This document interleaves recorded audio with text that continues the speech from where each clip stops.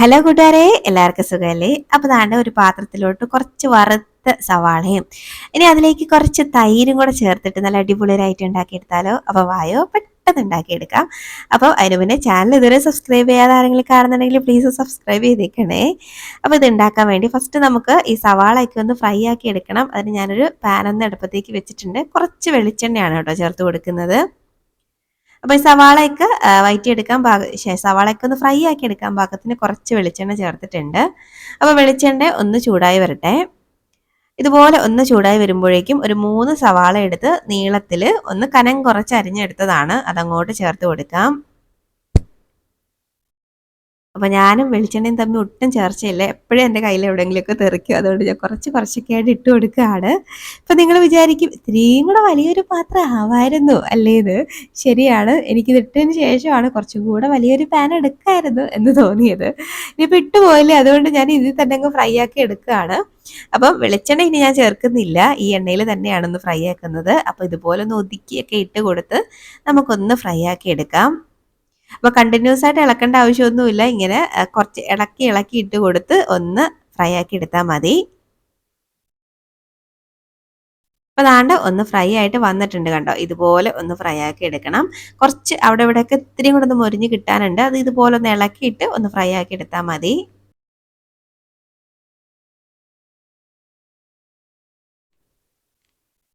അവിടെ ഇവിടെയൊക്കെ കുറച്ച് മുരിഞ്ഞ് കിട്ടാനുള്ളതൊക്കെ ഇതുപോലെ ഒന്ന് ഇളക്കിയിട്ട് കൊടുത്ത് നമുക്കൊന്ന് ഫ്രൈ ആക്കി എടുക്കാം. ഇപ്പം ആണ്ട് ഏകദേശം ഒന്ന് ഫ്രൈ ആയിട്ട് വന്നിട്ടുണ്ട്.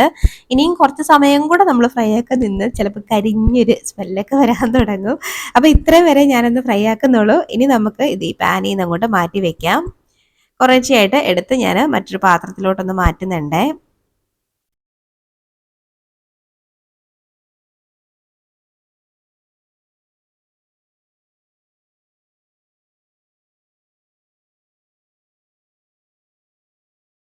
അപ്പോൾ അതാണ്ട് എല്ലാം ഞാനൊന്ന് മാറ്റിയിട്ടുണ്ട്. അപ്പോൾ നമുക്കിത് അങ്ങോട്ട് മാറ്റി വെക്കാം. ഈ എണ്ണ കളയണ്ട. അപ്പോൾ അതാണ്ട് ഇതൊരു പാത്രത്തിലോട്ട് ഞാൻ ഇനി ഈ ഫ്രൈ ചെയ്ത ഓണിയൻ എല്ലാം അങ്ങോട്ട് ചേർത്ത് കൊടുക്കുന്നുണ്ട്. അപ്പോൾ ഇനി അതിലേക്ക് ചേർത്ത് കൊടുക്കുന്നത് നല്ല കട്ട തൈരാണ് കേട്ടോ. അപ്പോൾ തൈര് ചേർക്കുമ്പോൾ ശ്രദ്ധിക്കേണ്ട ഒരു കാര്യം എന്ന് വെച്ച് കഴിഞ്ഞാൽ ഒട്ടും തന്നെ പുളിയില്ലാത്ത തൈര് ചേർത്താൽ മതിയാവും കേട്ടോ. പുളിയുള്ള തൈര് ഒരു കാരണവശാലും ഉപയോഗിക്കരുത്. പുളിയില്ലാത്ത തൈര് നോക്കി 1 കപ്പ് ചേർത്ത് കൊടുക്കുന്നുണ്ട്. ഇനി ഇതിലേക്ക് ഒരു 2 പച്ചമുളക് ഒന്ന് രണ്ടായിട്ട് കട്ട് ചെയ്ത് ഒന്ന് നെടുകെ കീറി അത് ചേർത്ത് കൊടുക്കുന്നുണ്ട്. ഇനി ഒരു വലിയ ടേബിൾ സ്പൂണോളം ഇഞ്ചിയും വെളുത്തുള്ളി പേസ്റ്റ് ആണ് കേട്ടോ ചേർത്ത് കൊടുക്കുന്നത്. അപ്പം നിങ്ങളുടെ കയ്യിൽ ഇഞ്ചിയും വെളുത്തുള്ളി പേസ്റ്റ് ഇല്ലെങ്കിൽ ഒന്ന് ചതച്ചെടുത്ത് ചേർത്താലും മതിയാവും. ഇനി നമുക്കിതിലേക്ക് കഴുകി വൃത്തിയാക്കി വെച്ചേക്കുന്ന ചിക്കൻ ചേർത്ത് കൊടുക്കാം. ഇനി ഇതിലേക്ക് നമുക്ക് കുറച്ച് മസാലപ്പൊടികൾ ചേർക്കണം. ഞാനൊരു 2.25 ടേബിൾ സ്പൂണോളം കാശ്മീരി ചില്ലിയാണ് കേട്ടോ ചേർക്കുന്നത്. അത്യാവശ്യം നല്ല കളർ വേണം ഈ ഒരു കറിക്ക്, അതുകൊണ്ട് കുറച്ചധികം മുളക് പൊടി എടുക്കുന്നുണ്ട്. കാശ്മീരി തന്നെ ചേർത്തിട്ടുണ്ട് കളറിന് വേണ്ടിയിട്ട്. ഇനി ഇതിലേക്ക് ഒരു 2 ടേബിൾ സ്പൂണോളം മല്ലിപ്പൊടിയും കൂടെ ചേർത്ത് കൊടുക്കാം.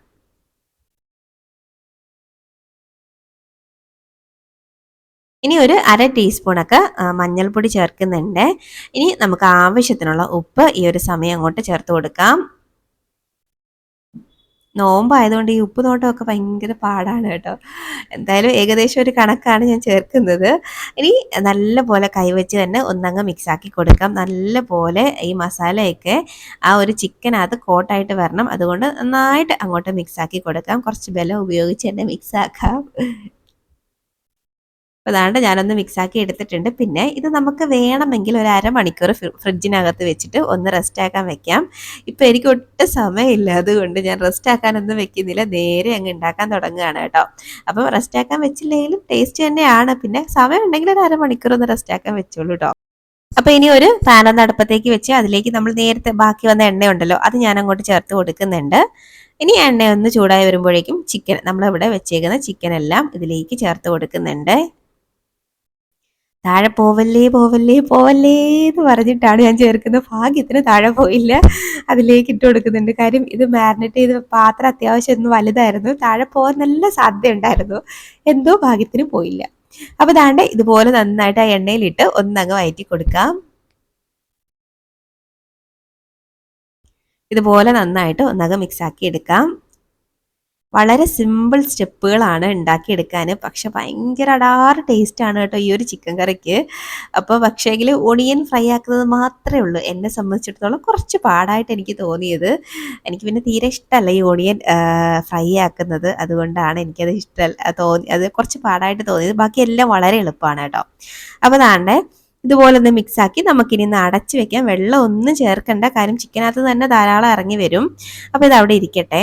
അപ്പോൾ ആ ഒരു സമയം കൊണ്ട് നമുക്ക് ഒരു ചെറിയ ഒരു അരപ്പൊന്ന് റെഡിയാക്കണം. അതിന് മിക്സർ ജാറിലോട്ട് ഒരു അരക്കപ്പോളം തേങ്ങ, അത് കൂടരുത്, അരക്കപ്പ് മാത്രം മതി, തേങ്ങ ചേർത്തിട്ട് കുറച്ചധികം നമ്മുടെ കാഷ്നട്ട് ഉണ്ടല്ലോ അത് ചേർത്ത് കൊടുക്കാം. ഇനി ഇതിലേക്ക് 2 പട്ടയും 2 ഗ്രാമ്പും 2 ഏലക്കയും ചേർത്ത് കൊടുക്കുന്നുണ്ട്.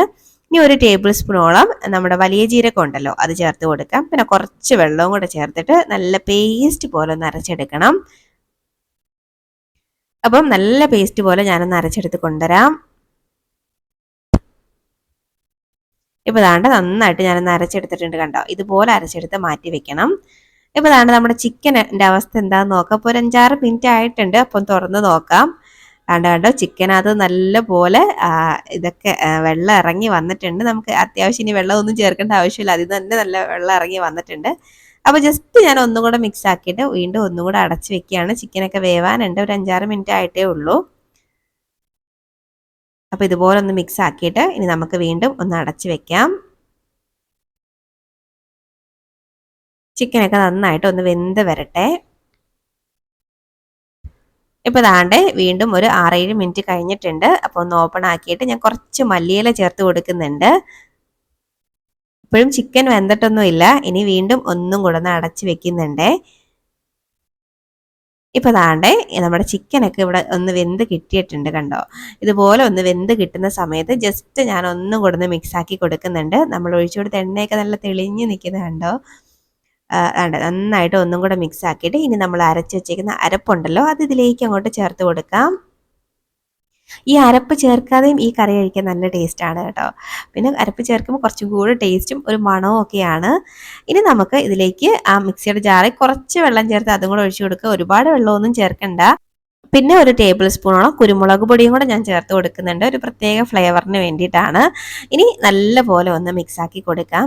പ്രധാനമായിട്ടും ഈ കുരുമുളക് പൊടി ഞാൻ അവസാനം ചേർത്തത് എൻ്റെ ഹസ്ബൻഡിന് കുറച്ച് എരിവുള്ള കറി ഉണ്ടാക്കി കൊടുക്കാൻ പറഞ്ഞു കേട്ടോ. അതുകൊണ്ടാണ് ഞാൻ കുറച്ച് കുരുമുളക് പൊടിയും കൂടെ ആയിക്കോട്ടെ എന്ന് പറഞ്ഞ് അതും കൂടെ ഇട്ടത്. എനിക്കൊക്കെ പൊതുവെ എരിവ് കുറവ് മതി. അപ്പോൾ ദാണ്ടെ ഇതുപോലെ നന്നായിട്ട് ഒന്നങ്ങ് മിക്സ് ആക്കി എടുക്കുന്നുണ്ട്. അപ്പോൾ ഇതുപോലെ ഒന്ന് മിക്സ് ആക്കി എടുത്ത് ഇനി നന്നായിട്ട് ഇതൊന്ന് തിളച്ച് വരട്ടെ. അത് നന്നായിട്ട് തിളച്ച് കിട്ടണേ. അപ്പോൾ വീണ്ടും ഞാനൊന്ന് അടച്ച് വെച്ചിട്ട് വേവിച്ചെടുക്കുകയാണ്. ഇനി ഒരു 4-5 മിനിറ്റ് അതുവരെ ഒന്ന് ഇരുന്ന് വേവട്ടെ. അപ്പോൾ അവിടെ ഇരിക്കട്ടെ. ഇപ്പോൾ ദാണ്ടെ ഒരു 4-5 മിനിറ്റ് ആയിട്ടുണ്ട്. എണ്ണയൊക്കെ തെളിഞ്ഞ് നല്ല സൂപ്പറായിട്ട് നമ്മുടെ കറിയുടെ സെറ്റായിട്ട് വന്നിട്ടുണ്ട്. നല്ല ക്രീമി ആയിട്ടുള്ള നല്ല മണമുള്ള അതുപോലെ നല്ല രുചിയുള്ള അടിപൊളി ഒരു ചിക്കൻ കറിയാണ്. ഇത് നെയ്ച്ചോറിൻ്റെ കൂടെയോ ഇടിയപ്പത്തിൻ്റെ കൂടെയോ ഒക്കെ നല്ല അടിപൊളിയാണ് കേട്ടോ. ഞാനിന്ന് നെയ്ച്ചോറിൻ്റെ കൂടെയാണ് ഇതുണ്ടാക്കിയത്. അപ്പോൾ ദാണ്ടെ നമുക്കിനി ഫ്ലെയിം അങ്ങ് ഓഫ് ആക്കാം. നമ്മൾ ടേസ്റ്റി ആയിട്ടുള്ള നല്ല ക്രീമി ആയിട്ടുള്ള നല്ല അടിപൊളി ഒരു ചിക്കൻ കറിയാണ്. എന്തായാലും മസ്റ്റ് ട്രൈ ആണ് കേട്ടോ. ഇത് നല്ല ടേസ്റ്റിയാണ്. ഒരു വട്ടം നിങ്ങൾ ഉണ്ടാക്കിയാൽ നിങ്ങൾ ഇത് തന്നെ വീണ്ടും വീണ്ടും ഉണ്ടാക്കുക, എനിക്ക് ഉറപ്പാണ് കേട്ടോ അത്. അപ്പോൾ എന്തായാലും ഉണ്ടാക്കി നോക്കിയിട്ട് നിങ്ങളുടെ അഭിപ്രായം പറയാൻ മറക്കരുത്. അതുപോലെ വീഡിയോ ഇഷ്ടമായാൽ ലൈക്ക് ചെയ്യാനും മറക്കരുത് കേട്ടോ. അപ്പോൾ നമുക്ക് ഇനി ഒരു റെസിപ്പിയുമായിട്ട് വീണ്ടും കാണാം. പിന്നെ എല്ലാവർക്കും നല്ലൊരു ഹാപ്പി ഈദ് മുബാറക്ക്. അപ്പം നമുക്ക് വീണ്ടും കാണാം. അതുവരേക്കും ബൈ. Thanks for watching.